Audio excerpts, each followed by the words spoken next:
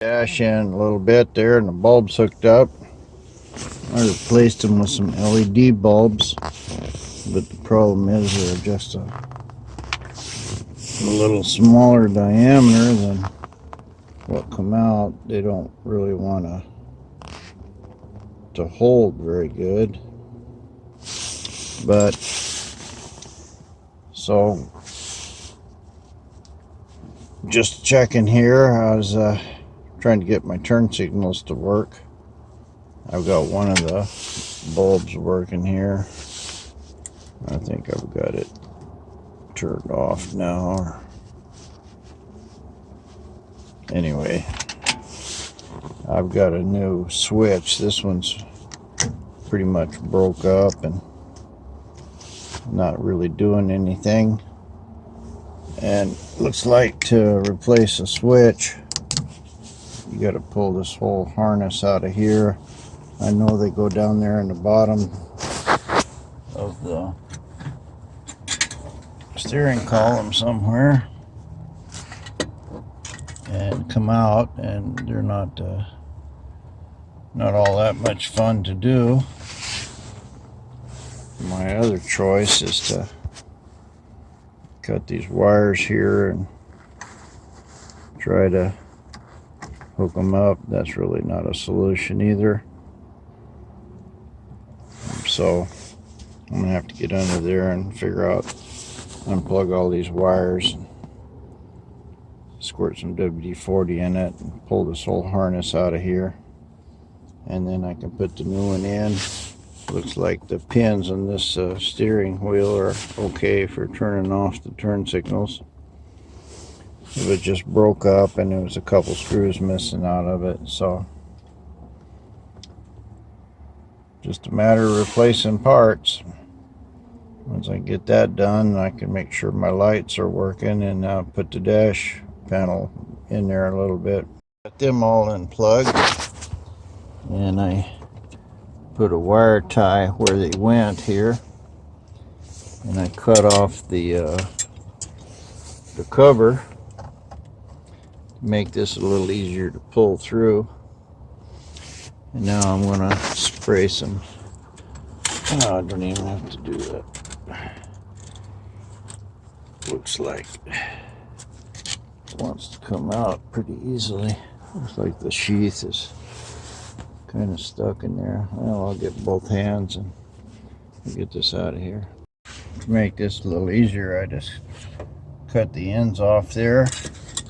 Turned out the sheath was only like an inch long.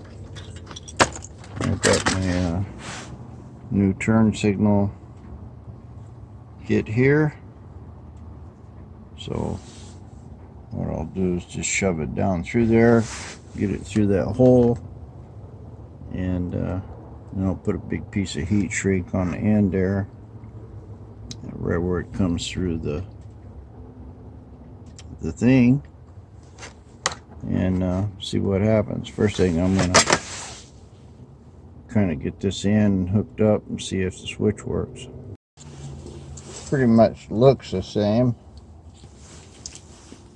The other one's broke, so I can't tell. This does have two contacts there. I assume that's for the horn.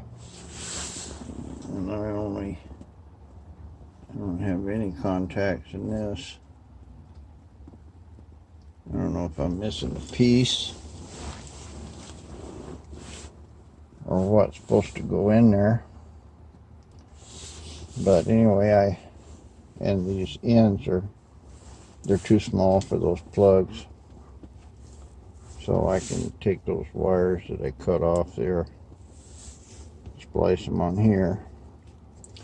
Main thing I want to do is just try to get these wires through here and see if it'll bolt down and turn, and then I'll try to figure out what's going on here with this horn ring later. But the main thing is I want to make sure that the turn signal part works. This is an aftermarket wheel, so it looks like there used to be a horn ring on here. maybe two of them. I think one goes, I don't know.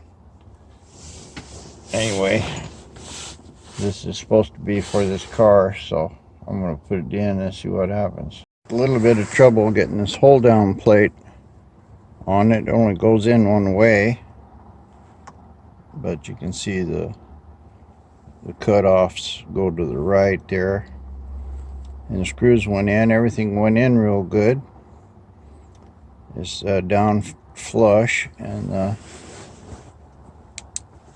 it moves back and forth for turn signals, and the wires come through pretty easily.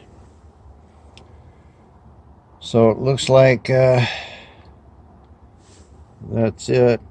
I'll have to figure out what this blue and white wire is. I'm pretty sure that's horn, and I'll try to untape some of that guide tape I put on it there, and just stick them in these holes for now into the sockets and see if I can get some kind of turn signals. This I got I found flasher power. It's this orange one here, and now I'm just trying to figure out which one of these switches these wires are switched. Driving me nuts, and I got the horn honking. I don't see how that's happening, but I'm getting tired and my back's hurting. So I'll hit this again with a fresh view tomorrow, and I should be able to sort out which of these wires to switch. And but it looks like everything's working. Well, I guess there's your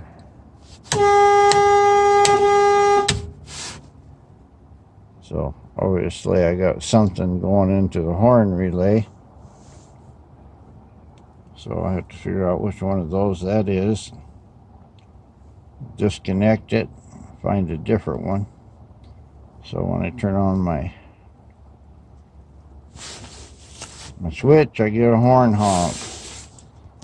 Another joyful day and a wiring nightmare. Well, I've been messing with this for an hour or so, and I just started manually tracking down the wires. These two here in the center, they have to be connected in the off position, and this is what your brake lights run from. When you move it to one way or the other, it opens this switch so you don't get all four or both brake lights flashing. Anyway, it turns out that this brand new switch is bad right in the middle position, and I've kind of got the wires figured out where they go into the car, but the switch is bad, so it ain't gonna do me any good to try to fix this. I wrote the seller and it says, what do you want to do, send me another one, or you want me to return this one? And hopefully they'll just send me another one, and don't have to worry about sending this one back, getting my money back, buying another one, blah blah blah. And it's got the wrong ends on it. These are little tiny ones, they don't plug into anything. This one was fairly cheap, like 25 bucks or something, but I found another 64 and a half. It's quite a bit different than this. It's only got one wire for the horn.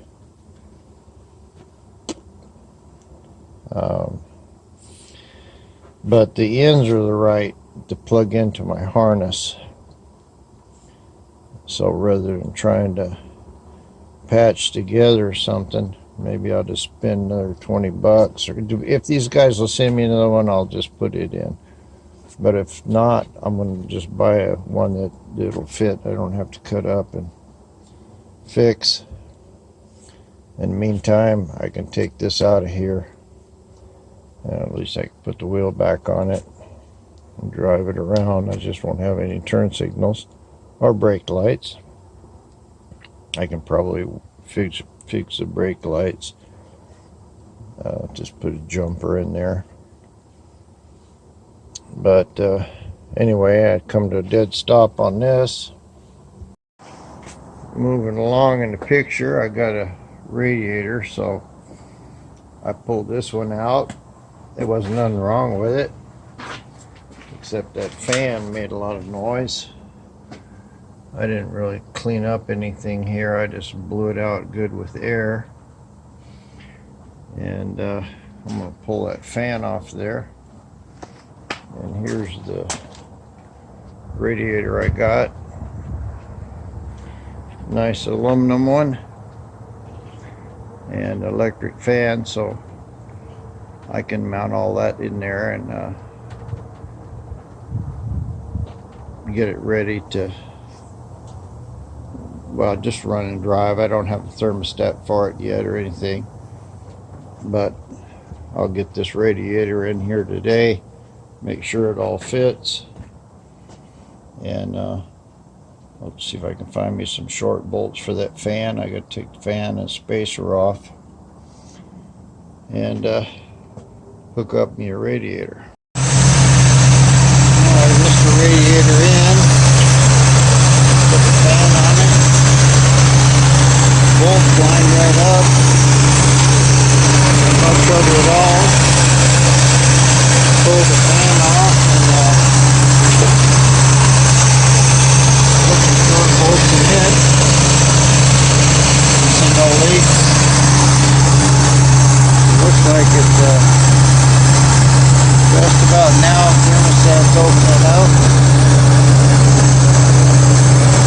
I've got the fan running. I don't know if it'll cool it down or what. Guess I'll find out with it idling here. Or this is not a hot day in traffic or anything like that. But looks like it's setting right below 180. It sounds a lot better without that.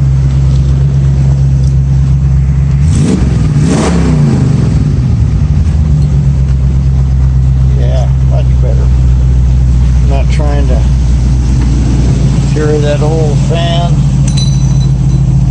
No burning oil, I don't know what it is. Sounds good from back here. Not missing or anything. Probably been a long time since that motor's ever been hot. Smoke there.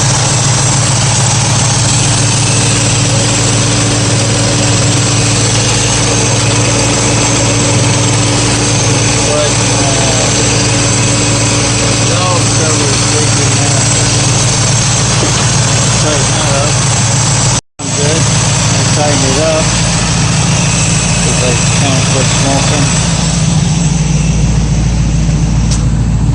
and well, it's probably about 5 minutes. It looks like I'm at about 190 with the fan running.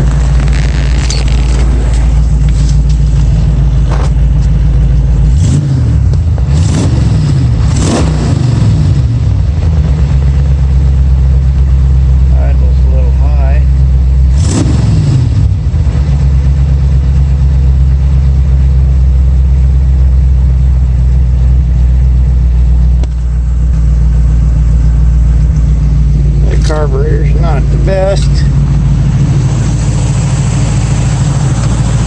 but not smoking or anything when it's hot.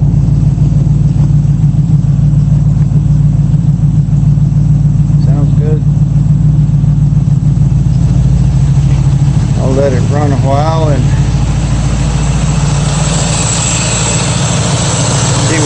fan will be able to pull it down.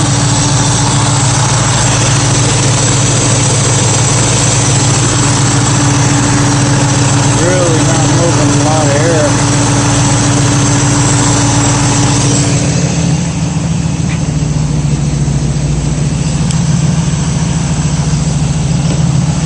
Show you with some cigar smoke.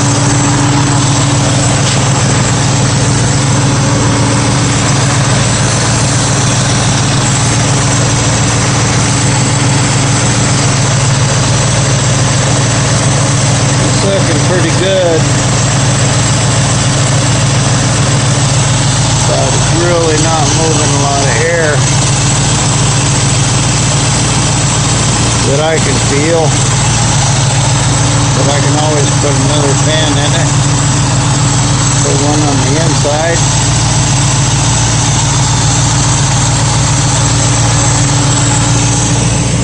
As long as it'll keep it under 200.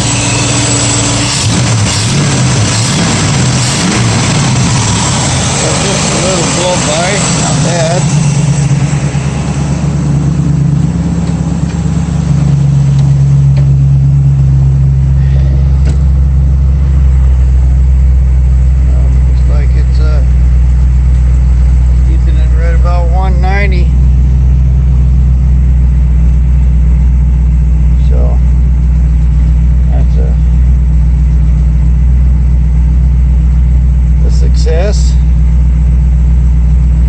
If it won't do it, then I'll put another fan. But I think that's good enough. Radiator's in, no leaks. Engine's hot. Yeah, I got quite a little oil down there. Oil gauge is not leaking anymore. Motor sounds much better. It's probably 5 or 10 horsepower from that fan. Not to speak of the noise. Well, it's still about 205 or so.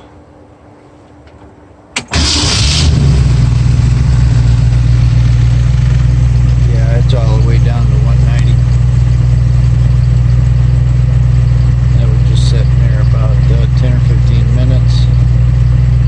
The fan's blowing now, so I probably went right down to where the thermostat opened up. Oil pressure's good, 20 pounds at idle.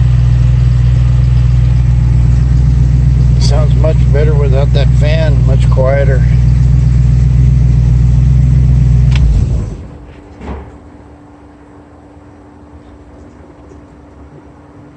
So I was going to see how many minutes it take to pull it down, but it looks like it's pulling it down pretty good. Main thing is the water pump now, stopping it. I didn't really like that other carburetor. I had another, what I think is a good holley. I had it out there on that Roadrunner. Accelerator pumps are working in it. Bolted on pretty easy. Had to change the vacuum there in the back. But this is a electric choke model. And the other one had no choke at all. Somebody had modified it for racing. And I think the jets were probably way too big for this motor. But anyway, I put this one on it. And should be ready to start it. We'll see what happens here. Camera set up. I don't think you can see much. Let's see if this one here will start it.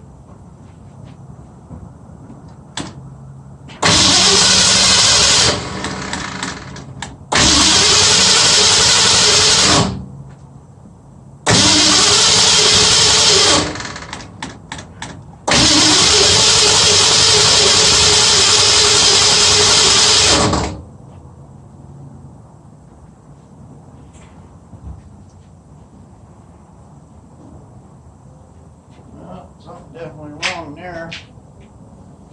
not firing the lick.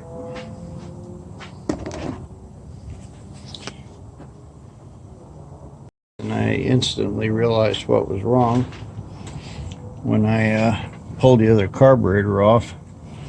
I took my hot wire from the key loose here. So I'll put that on and try it again. Try it with power. Pumped it a lot. Should have pumped it all now.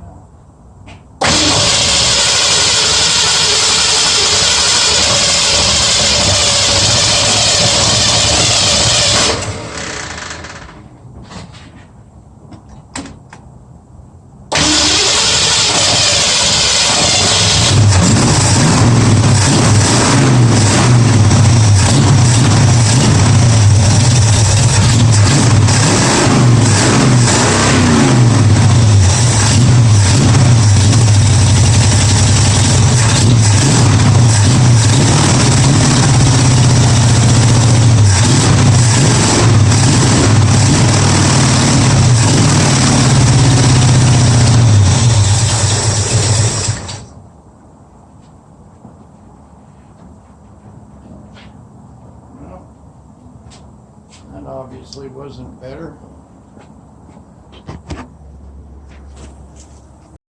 Sounded like the plug wire's off, not getting fuel. Something bad. It's only running on about 4 cylinders. So I think this carburetor is probably not any good. It's probably I had trouble starting that Roadrunner with it, and I think that's why. I don't know if it's got fuel in both sides or what, but it's definitely leaking. I'll try to set up the idle and change the air screws. Maybe that'll make a difference. You can see all the fumes coming out of it there. Somehow it's just running gas into the motor. That back barrel is leaking, and looks like it's only getting gas out of the driver's side primary. It won't idle or run at all hardly. So one way I'm kind of glad, because now I know why that Roadrunner didn't start right up. This carburetor wasn't good enough. Of course, that was a few months ago, and I took this off of something that was running. But anyway, all the linkage fits properly, and I can use my accelerator pump stuff. Everything is all good here, and so I'll go ahead and order a carburetor kit for that, and that'll be the one that stays on this motor. And this one here, I'll use it on a Roadrunner. At least we know that thing starts and idles and runs good. So now we just have to rebuild that one and get it starting running, idling, and so forth. Carburetor on it real quick, and should be able to fire it up.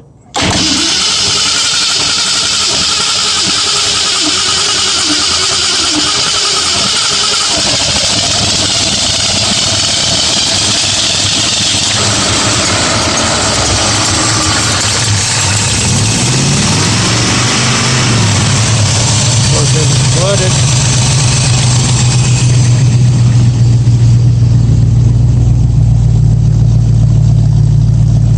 Back to nice idle again.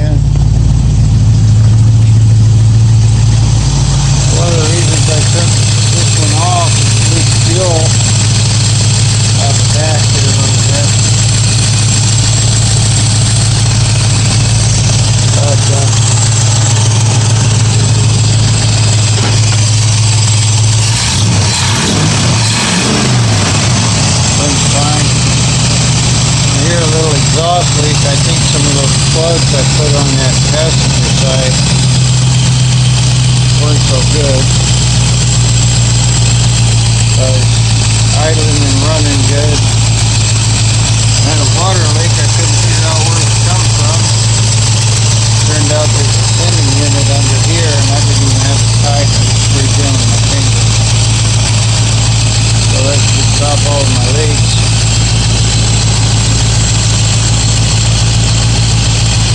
So now I got the other carburetor off. I can see what model number I have.